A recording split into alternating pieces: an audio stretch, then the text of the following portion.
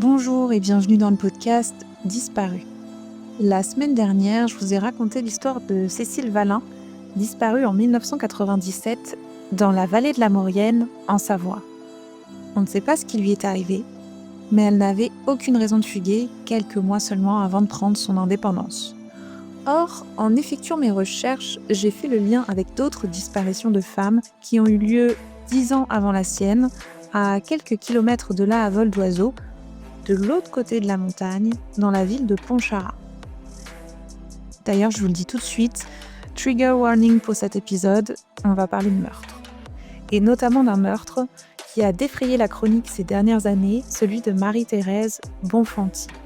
Mais on va aussi parler de la justice française, ou plutôt de l'injustice française, car vous allez être absolument horrifiés par la façon dont on traite les familles de ces victimes et, à travers elles, les victimes elles-mêmes. Croyez-moi, vous n'êtes pas au bout de vos surprises. Allez, trêve de prélude, plongeons ensemble dans l'affaire des disparus de Pontcharra.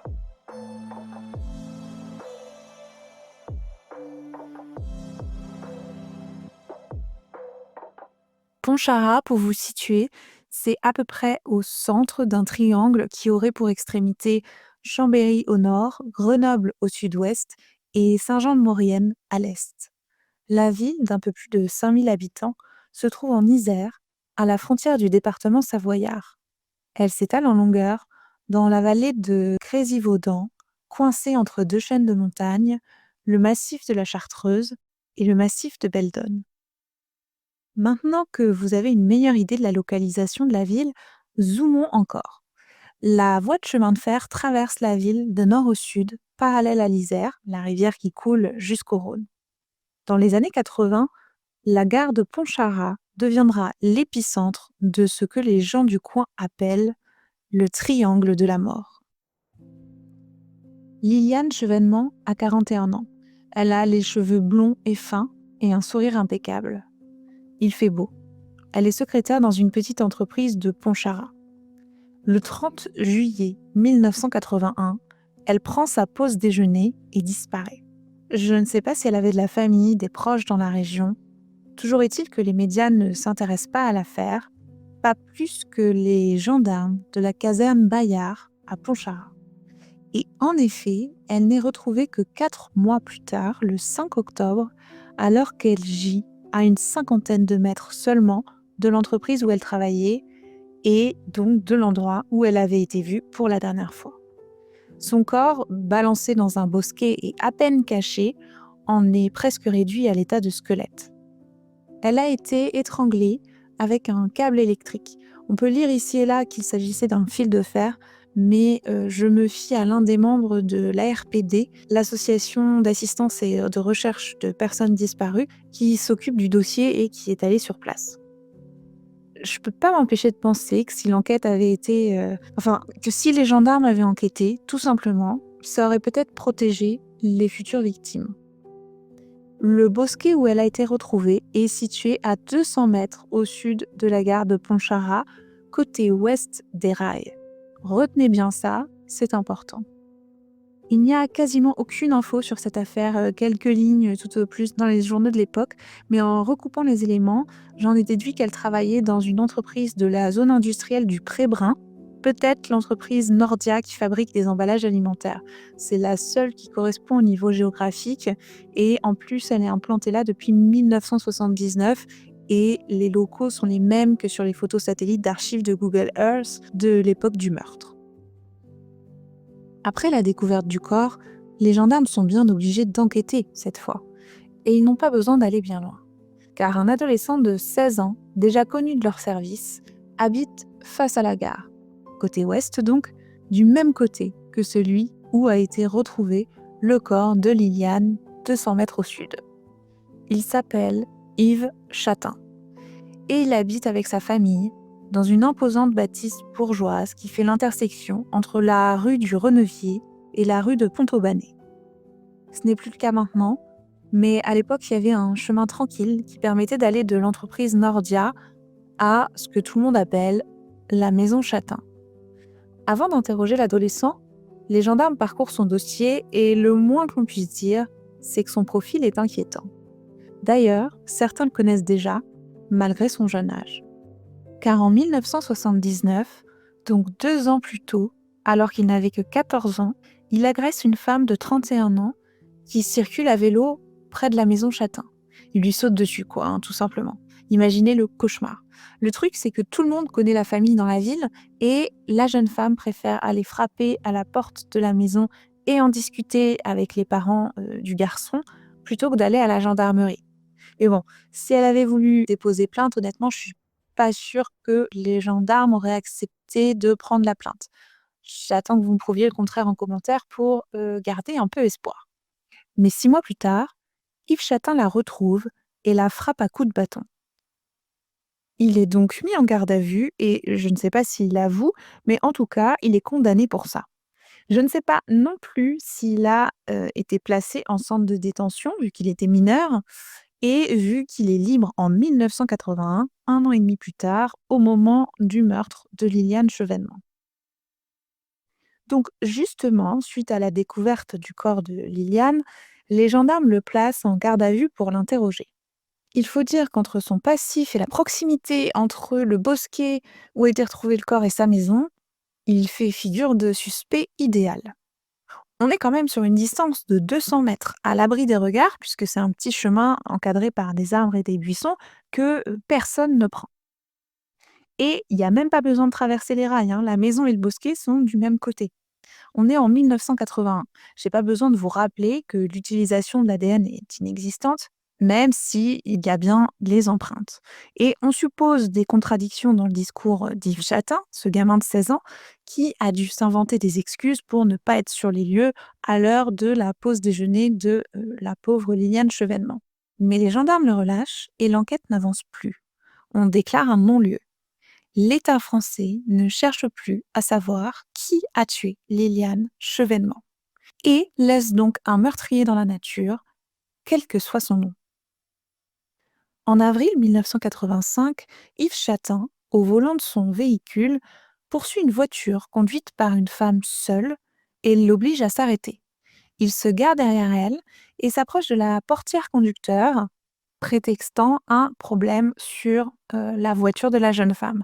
Et à peine a-t-elle mis les 2 pieds sur la terre ferme qu'il tente de l'étrangler. Elle a le réflexe et l'occasion de hurler, donc c'est ce qu'elle fait. Elle hurle à plein poumon, ce qui lui fait relâcher un peu la pression sur son cou et elle parvient à s'enfuir. La victime le dénonce et Yves Châtain est condamné pour une seconde fois. Il prend 8 mois avec sursis. Les gendarmes ont de quoi s'interroger. Ils se souviennent que, moins de 3 ans plus tôt, Liliane Chevènement a été retrouvée étranglée. Le jeune homme, maintenant âgé de 20 ans, tente d'expliquer son geste sur l'automobiliste.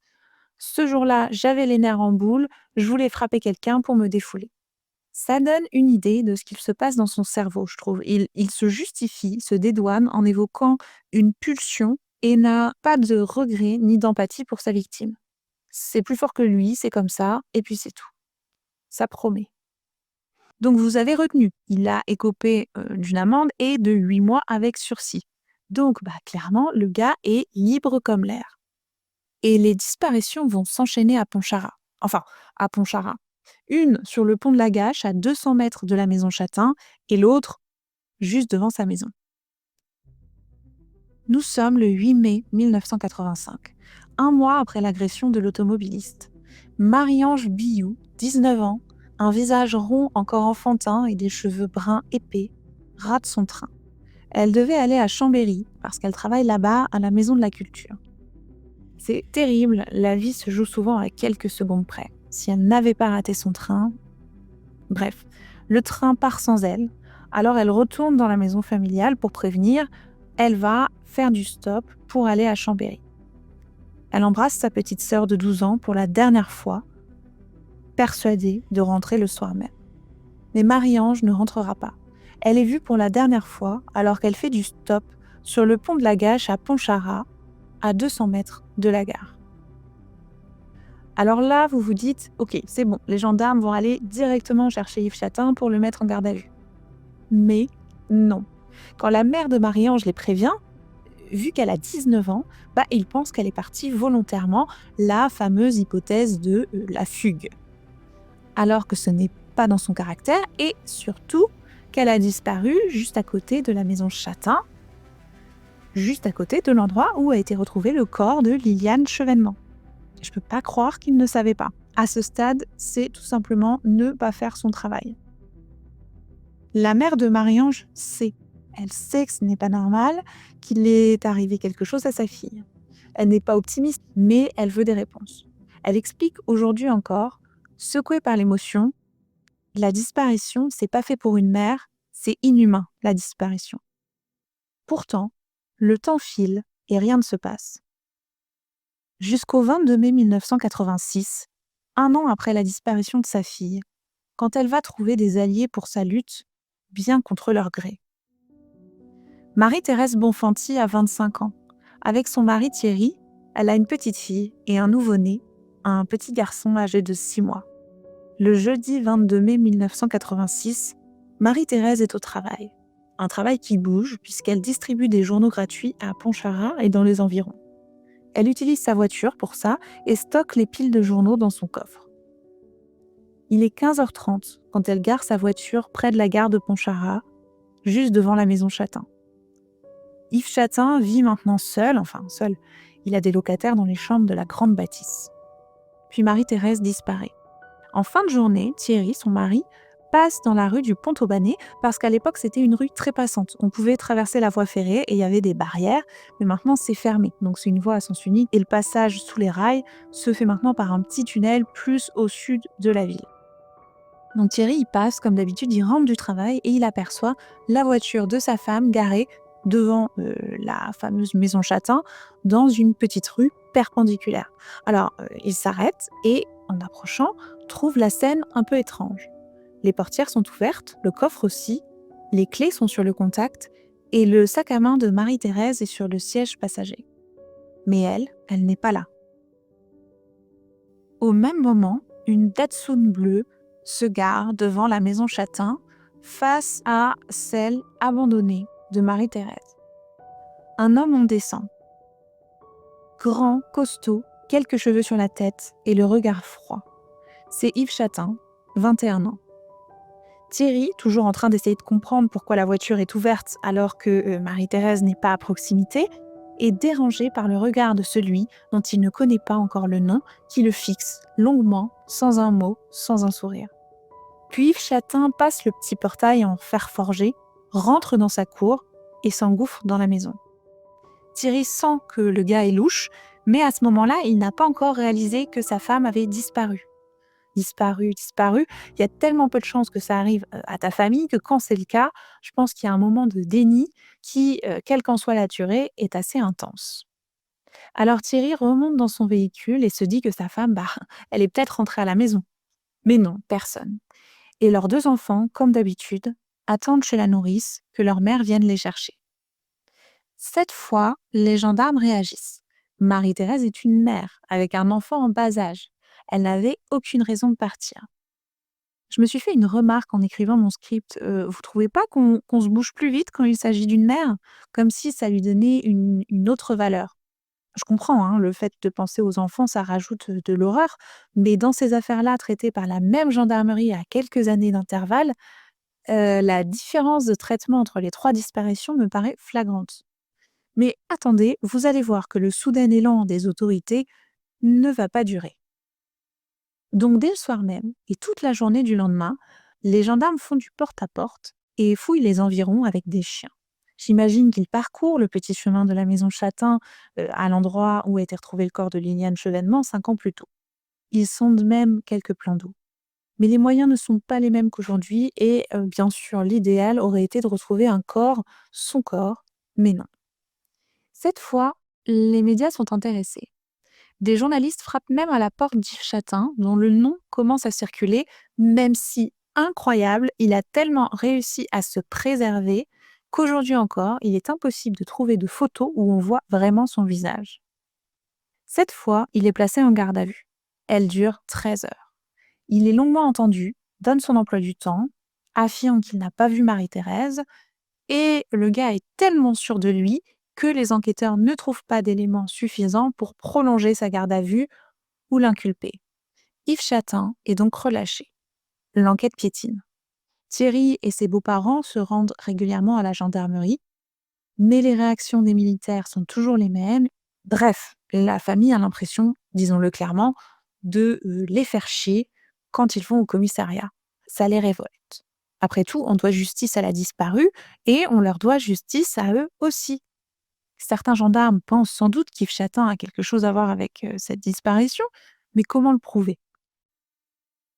La poursuite d'un coupable ne dure pas, puisqu'en novembre 1987, l'affaire est classée sans suite, puis un non-lieu est prononcé en juin 1988. Donc ça veut dire qu'à partir de ce moment-là, plus aucun acte d'enquête ne peut être fait. Pas de garde à vue, pas d'analyse, pas de recherche. En 1991, Yves Chatin quitte Pontcharra. Je ne sais pas s'il a déménagé à La Table, à quelques kilomètres de Pontcharra en direction de Saint-Jean-de-Maurienne, à ce moment-là, car je sais qu'il y était encore en 2022. Mais peut-être qu'entre les deux, dans les années 90, il a habité dans un autre endroit. En tout cas, il est resté dans le coin. Le 24 décembre, sans pitié pour les familles des disparus, la ville de Pontcharra communique sur sa décision de racheter la maison Chatin et la raser pour réaménager le quartier. Les proches de Marie-Ange et de Marie-Thérèse s'offusquent. Sur une image d'archive de journal télévisé, on voit la mère de Marie-Ange Billou distribuer des tracts et asséner d'une voix puissante: «Nos gosses sont enterrés là. Il faut faire des fouilles minutieuses.» Avec la mère de Marie-Thérèse, elle distribue des tracts et accroche des banderoles dans la ville. Les familles refusent que la maison soit détruite. Elle n'a jamais été fouillée, jamais, et des preuves risquent de disparaître pour toujours. Vous l'avez compris, tous sont convaincus de la culpabilité d'Yves Chatin. Dans le garage, il y a une fosse. Mais le 30 décembre, tout est détruit devant le visage des familles venues protester.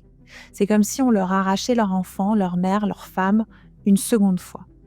Alors tenez-vous bien, ils vont eux-mêmes dans la fosse et fouiller les ruines. C'est alors qu'ils découvrent, en présence de journalistes, des fragments d'os. Je sais ce que vous vous dites, les gendarmes ont dû les récupérer vite fait bien fait pour les analyser. Mais non, les gendarmes ont refusé de prendre les os. Alors, devant une caméra de télévision, on voit la mère de Marie-Ange Billou, la scène est surréaliste, sortir des os d'un sac jaune sur la table, de sa cuisine. Et ce ne sont pas des ossements de chat, hein, ils sont énormes. Elle les manipule et explique aux journalistes que voilà, elle aimerait qu'ils soient analysés pour savoir si ce ne sont pas les restes de sa fille. Quelle force, cette femme. Et c'est vrai que ces os, je n'ai qu'un vague souvenir de mes cours de paléo-anthropologie à la fac, mais l'un d'entre eux fait vraiment penser à un os coxal qu'on appelait l'os ciliaque, vous savez, qui constitue le bassin avec le sacrum et le coccyx. Un ami de la famille, médecin, et le vétérinaire de la ville pensent qu'il peut s'agir d'ossements humains. Des analyses auront finalement lieu, mais pas tout de suite, hein, et les os s'avéreront d'origine animale. Enfin, animale, mais pas humaine, parce qu'on est des animaux. Bref, vous m'avez compris. La mère de Marie-Ange Billou ne se démonte pas. Elle écrit ses réclamations et sa rage à la mairie de Pontcharra, accusant les élus de protéger Yves Chatin et l'accusant donc par écrit de la mort de sa fille. Elle fait ensuite des photocopies de cette lettre et les distribue dans la ville. La suite, Yves Chatin l'attaque en justice pour diffamation et gagne. Elle a été condamnée en 1992 à 15 jours de prison qui seront réduits en appel à 6 000 francs d'amende. Les années passent et la poussière s'accumule sur les dossiers. Des scellés sont détruits, d'autres perdus, comme l'objet qui a servi à étrangler Liliane Chevènement. On aurait pu tenter aujourd'hui de faire des analyses ADN. En 2019, les parents de Marie-Thérèse Bonfanti décèdent. Ils n'auront jamais su ce qui est vraiment arrivé à leur fille. Enfin, ils le savaient déjà un peu. Leur fils, donc le frère de Marie-Thérèse, reprend alors le dossier, sans doute leur a-t-il promis de ne rien lâcher. Il relit tout, les procès-verbaux d'Yves Chatin, les recherches, les déclarations des témoins, et il met en évidence un détail qui bug dans la chronologie, une incohérence dans les déclarations du principal suspect. Il écrit alors un rapport de 30 pages à charge contre l'enquête des gendarmes de 1986. Ça me fait penser à l'affaire Marilyn Bergeron, dont j'ai parlé il y a 15 jours, car sa mère a aussi fait un mémoire sur l'enquête. Dans Affaires sensibles, diffusé récemment, allez le regarder tant qu'il est encore dispo en replay. J'ai appris qu'il était sorti à la moitié de la rédaction de mon script et dedans, il y a le témoignage des familles. Donc, je disais que dans Affaires sensibles, l'avocat des Bonfanti se dit impressionné par ce rapport et tout le travail fait en amont par le frère de Marie-Thérèse. Alors, ça l'impressionne, ok, mais je sais pas, c'est pas le boulot de la police et de la justice, ça? Nos impôts, si elles ne servent plus à l'hôpital ni à l'école, est-ce qu'elles pourraient au moins servir à ça? Ou alors il y a définitivement plus d'argent injecté dans le public? Et puis je crois que j'aurais été très agacée par cette réaction à première vue bienveillante de l'avocat aux honoraires exorbitants, qui dit beaucoup de la solitude dans laquelle les familles sont laissées. D'ailleurs, c'est pour ça que le cabinet d'avocats Didier Seban et Corinne Herman marche si bien. C'est parce qu'ils se dégagent du temps pour enquêter en parallèle, à l'américaine.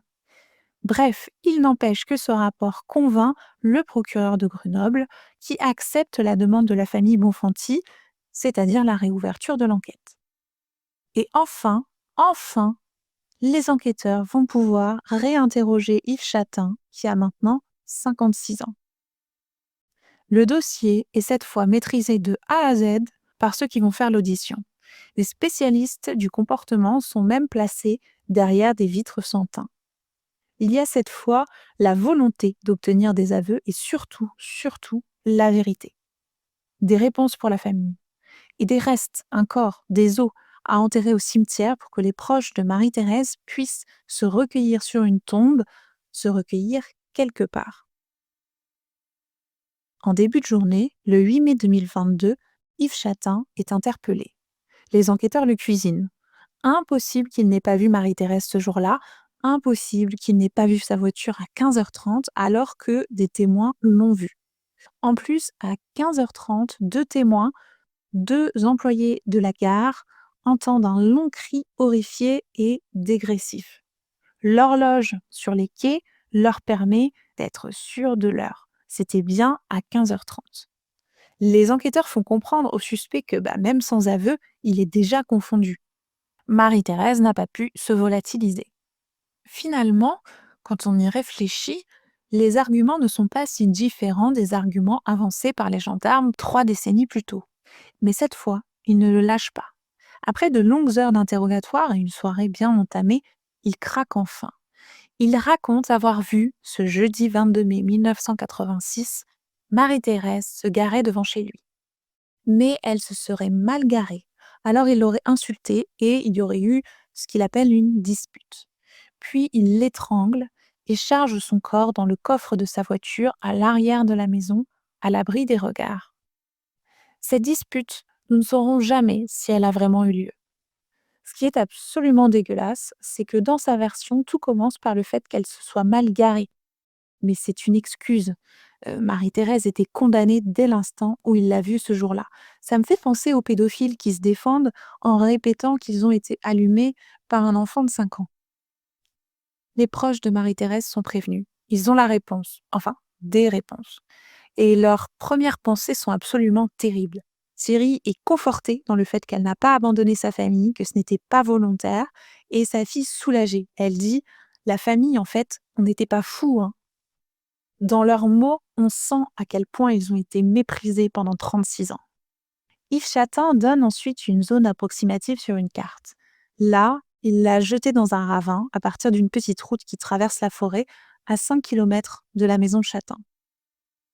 Oui, quand il est revenu cet après-midi-là aux alentours de 16h et qu'il a croisé Thierry, il venait de se débarrasser du corps de sa femme qui respirait encore la vie 1 heure plus tôt. Des recherches sont lancées et le 26 octobre 2022, après de minutieuses fouilles, on découvre des fragments de crâne humain, un bout de tissu et un bouton pression. C'est tout ce qu'il reste de Marie-Thérèse Bonfanti. Il ne l'a même pas enterrée. Il l'a tuée vite et il s'est vite débarrassé du corps. Comme s'il savait qu'il allait devoir fournir un emploi du temps des plus minutés aux gendarmes. En même temps, il avait déjà été interrogé plusieurs fois. C'est fou, hein, on dirait vraiment le modo d'un tueur aguerri. D'ailleurs, ça ressemble au meurtre de Liliane Chevènement, qui a été étranglée entre midi et 2. Dans les 2 cas, c'est fulgurant. Pas d'agression sexuelle, du moins il ne semble pas. Après, l'état du corps de Liliane Chevènement était trop mauvais pour identifier des traces de viol.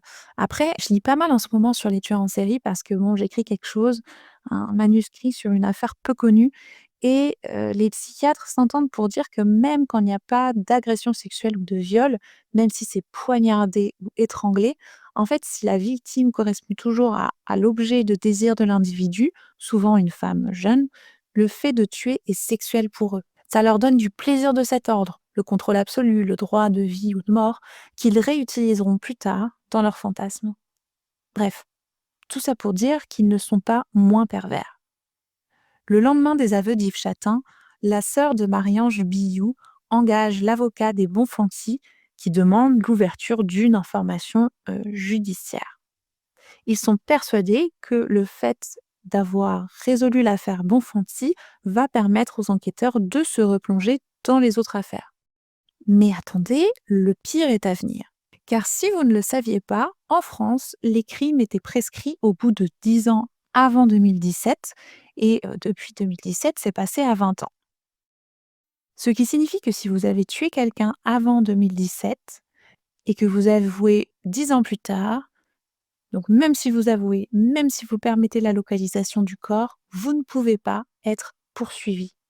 L'action publique, comme ils l'appellent, est prescrite. En novembre 2022, Yves Chatin demande donc sa libération. Elle est refusée par la Chambre de l'instruction de la Cour d'appel de Grenoble. En janvier 2023, il saisit donc l'instance supérieure, la Cour de cassation, qui annule en novembre la décision précédente. Oui, oui, vous avez compris, Yves Chatin est libéré le 7 décembre 2023. Au tribunal de Grenoble, poussés par les familles, les magistrats envoient le dossier à la Chambre de l'instruction de la Cour d'appel de Lyon. Le 6 décembre 2024, donc c'était il y a 2 mois, c'est tout récent, les juges lyonnais décident de rejeter la prescription dans l'affaire Bonfanti malgré la décision de la Cour de cassation. Du coup, Chatin s'est de nouveau pourvu en cassation et une décision définitive devrait être rendue en cours d'année. En attendant, il est libre. À peine réouverte, l'enquête sur la disparition de Marie-Ange Billou a été suspendue. Et ça, j'ai du mal à comprendre pourquoi. Les juristes, s'il vous plaît, expliquez-moi. En revanche, je peux vous expliquer pourquoi la justice a du mal à trancher sur la prescription dans l'affaire Bonfanti. Comme souvent, ça dépend de l'interprétation qu'on fait de la loi. Il y a ceux qui estiment que ça faisait plus de 10 ans, en 2017, qu'elle avait été tuée, donc que c'est prescrit, et ceux, comme l'avocat des Bonfanti et certains juges, qui estiment qu'elle était portée disparue jusqu'au 22 octobre 2022 et qu'on est certain de sa mort depuis cette date seulement. Donc, ce n'est pas prescrit. Si vous voulez comparer avec les autres affaires, eh bien, si c'est lui qui a tué Marie-Ange Billou et qu'il confesse, il se retrouvera dans la même situation. En revanche, s'il a tué Liliane Chevènement et qu'il l'avoue, il ne pourra pas être poursuivi puisqu'il y a prescription. Et là, c'est sans appel. Ces situations sont rares, mais en fait, en cherchant un petit peu, on en trouve quand même pas mal. Des journalistes du Parisien viennent de révéler le 27 janvier 2025 que le parquet de Caen a requis un non-lieu pour une prescription dans une affaire similaire, le meurtre de Marlène Marquis dans l'Orne en 1989. Pascal D avait étranglé sa femme, la mère de ses 2 enfants. Il a avoué le meurtre en 2022, donc après le délai de prescription. Il est donc aujourd'hui libre comme l'air. Le meurtrier de Mohamed Abdelhadi en 2001 est également libre. Ça paraît tellement fou. Il y a plein de pays où il n'y a pas de prescription, États-Unis en tête. Avant, la prescription avait un sens. Plus le temps passe, moins les témoins sont fiables, moins les preuves sont valables. Mais maintenant, avec l'ADN, on peut identifier des tueurs des décennies après les faits. Alors, il faut que ça change. Ça n'a aucun sens, aucun. Même dans une affaire comme celle-ci, où le principal suspect avoue et permet la localisation des restes de sa victime? J'ai pas les mots.